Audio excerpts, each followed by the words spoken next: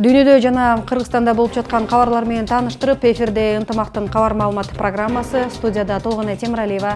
Саламатсыздарбы? Алгач бүгүнкү чыгарылышыбыздын кыскача мазмуну менен таанышып алыңыздар. Абал кооптуу. Бүгүн Кыргызстанда 226 адам вируска кабылып, 3 бейтап каза болду. Илдетке кабылгандар үчүн саламаттыкты сактоо министрлиги кошумча орундуктарды даярдады. Кылмыш ишине байланыштуу токтоп турган 15 тез жардам унаасы линияга чыгарылды. Эртең президент жогорку кеңештин жыйынына катышат.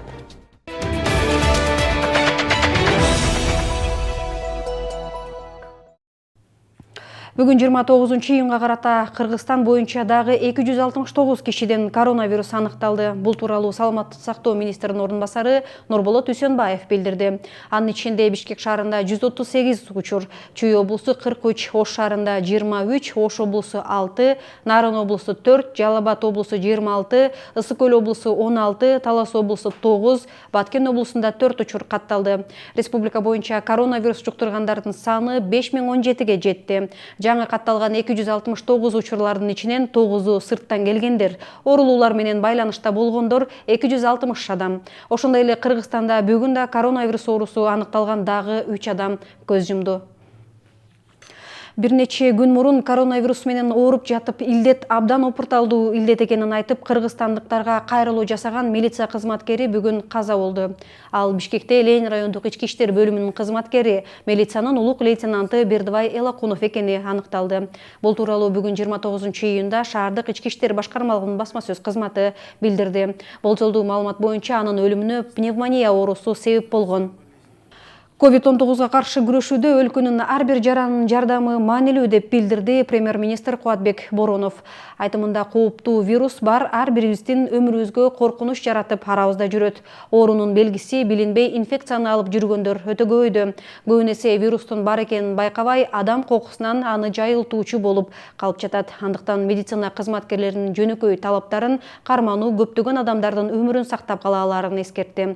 Ошону менен бирге өкмөт башчы мекендештерден дүрбөлөң түшпөөнү өтүндү. Абалды турукташтыруу үчүн эл көп жыйналган жерлерди текшерүүнү тапшырды.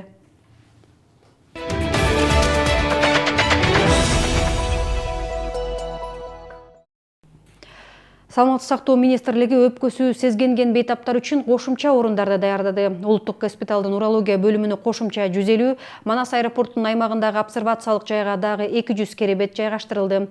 Булардын баары өпкө оорусу менен ооругандарды кабыл ала баштады. Бейтаптарга медициналык жардам көрсөтүү үчүн медициналык бригадалар түзүлдү. Бөлүмдөр зарыл болгон медициналык жабдуулар менен жабдылды. Ошол эле учурда 57 кычкылтек концентраторлору сатып алынып, дарылоо мекемелерине бөлүштүрүлүп берилди. Бүгүндөн баштап номер 1 шаардык ооруканага дагы кошумча 120 керебет өпкөсү сезгенгендер үчүн иштетиле баштайт. Буга чейин улуттук фтизиатрия борборунун базасында, темир жол ооруканасында, улуттук хирургия борборунда, улуттук госпиталда, курортология институтунда, номер 1 шаардык клиникалык ооруканада 400дөн ашуун орун камдалган. Ал эми COVID-19 инфекциясы бар экени аныкталган бейтаптарды өзүнчө дарылоо үчүн башка медициналык мекемелер даярдалды. Бейтаптар үчүн орундар жетиштүү. Ыкчам медициналык жардам көрсөтүү борбору 15 тез жардам унаасы менен толукталды. Бул тууралуу биринчи вице-премьер-министр Алмазбек Батырбеков медициналык тез жардам унааларынын техникалык абалы менен таанышуу учурунда билдирди. Маалыматка караганда, линияга чыкчу 15 автоуноо 2018-жылдан бери Саламаттык сактоо министрлигинин кызматтык жактарына карата кылмыш иши козголгондугуна, документтердеги көйгөйлөргө байланыштуу пайдаланылбай турган. Реанимациялык унаалардын жетишсиздигин эске алуу менен аларды линияга чыгаруу чечими кабыл алынды. Бул маселе укук коргоо органдарынын өкүлдөрү менен макулдашылган. Бул иш боюнча иликтөө параллелдүү түрдө улантыла бермекчи. Саламаттык сактоо министрлигинин маалыматы боюнча унаалар техникалык кароодон өткөрүлүп, пайдаланууга жарактуу деп таанылды. Реанимациялык унаалар жасалма, дем алдыруучу жана башка жабдуулар менен толук жабдылган. Коргоо иштери боюнча мамлекеттик комитети мобилдик бригадалар үчүн дагы 5 унаа берди. Жыйынтыгында 118 жана 103 кызматтарына кошумча 20 тез жардам бригадасы чыкты. Кырдаал курчуп коронавирус кулаш жайып жаткан мезгилде вирустун бар экенине ишенбей кайдыгер караган жарандар четтен табылат. Бул жагдай илдет менен күнү түнү очогунда күрөшкөн дарыгерлерди өкүндүрүп жатат. Кабарчыбыз илдетке кабылып, дарыланып жаткан жарандар менен байланышкан. Санатбек Зарипбек уулу Ош шаардык жаштар иштери боюнча комитетинин башкы кадиси болуп иштейт. Ал шаардагы активист жаштардын башын бириктирип, коомдогу көйгөйлүү жана актуалдуу маселелерди көтөрүп, жардамга муктаждарга көмөк көрсөтүп келет. Ал учурда коронавирус оорусуна кабылып калгандыгын өзүнүн Facebook баракчасына жазып чыкты. Ага ден соолук каалап билдирүү жазгандар көп болду. Биздин чыгармачылык топ Санатбек мырза менен видео аркылуу байланышып, анын абалы менен тааныштык. Ал санитардык эрежелерди так сактап жүргөнүн айтып, бирок кайдан кайсы учурда жугузуп алгандыгын билбейт. Алгач 2 күн деми кыстыккан, андан соң дене табы көтөрүлүп алы кеткен. Учурда дарыгерлердин жардамы аркылуу ден соолугу жакшырып калган.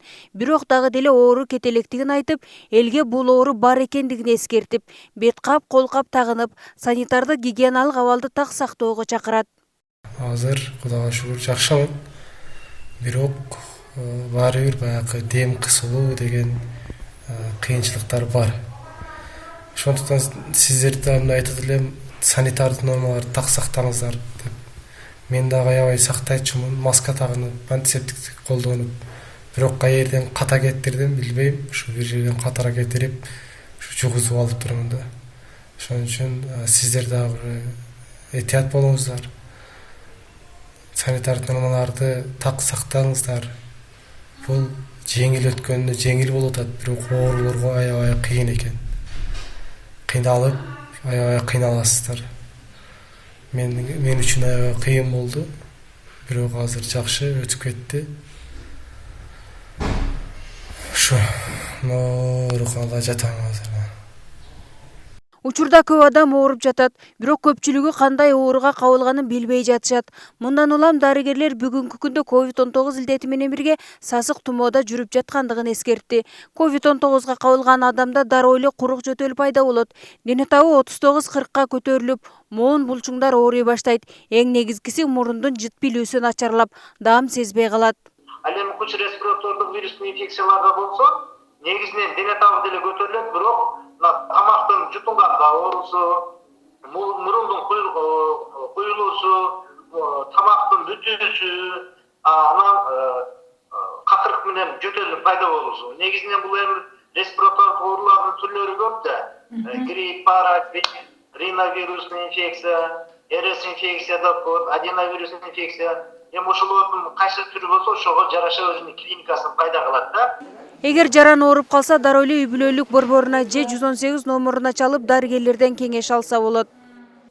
Температурасы, дене табы көтөрүлсө, курук жөтөл болсо, бирок энтүгү баягындай кара кан менен какырык түкүрүүдө жок болсо, анда парацетамол ичип, баягы вирустарга каршы антивирусный препараттарды ичсе болот, үйдө самолизация кылып. Эгерде оор формага окшоп баягы энтүгүүлөр, кислороддун сатурациясы түшүп кетип, анан баягы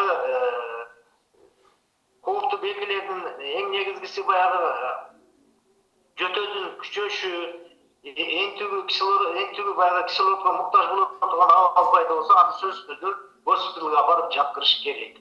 Эми лечениясы дарылоо баягы индивидуальный подход коюп, оору түрүнө жараша артат. Эгер оору түрү боло турган болсо, 14-15 күнгө дейин госпиталда дарыланат. Үй шартында дарыланган жаран союктукту көп ичип, витаминдүү тамактар менен азыктануусу зарыл. Ошондой эле өзүнчө бөлмөдө жатып, үй бүлөсүнөн алыс болуусун дарыгерлер эскертет.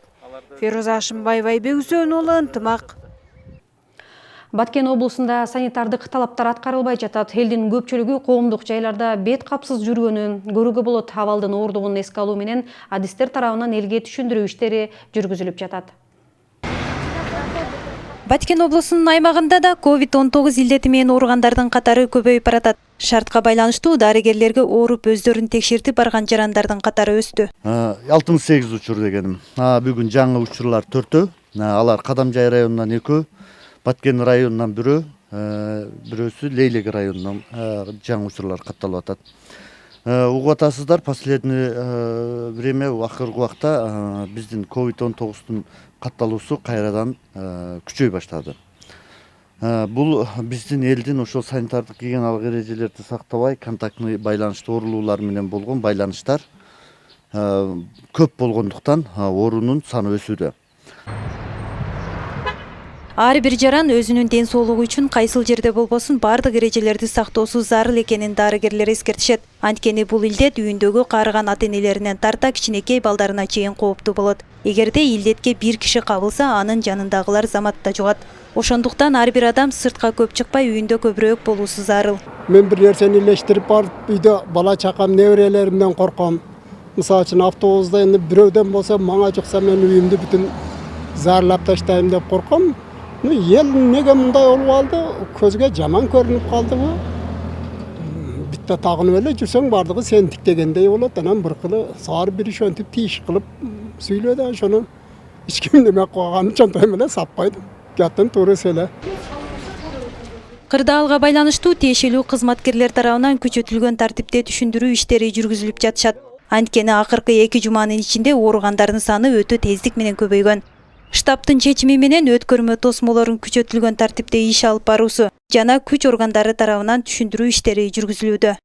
Өтө көбөйгөн байланыштуу биз азыр штабтын чечими менен бардык коронавируска байланыштуу алдын алуу иштерди жана болтурбоо боюнча иштерди күчөткөнбүз. Бул постторду, мисалы область аралыгы боюнча турган постторду күчөтүлгөн тартипте иштетүү, райондук аралык болсо, бул райондун өзүнүн штабтын чечими менен алар өздөрү да койсо болот. Азыркы учурда Баткен облусунда COVID-19 менен оорugandардын саны 68ге жетти. Андан сырткары 17 адам изоляцияда, 540 үй карантининде көзөмөлдөнүүдө. Арзыкан Беркбаева, Жыргал Абдижалил уулу, Ынтымак, Баткен облусу.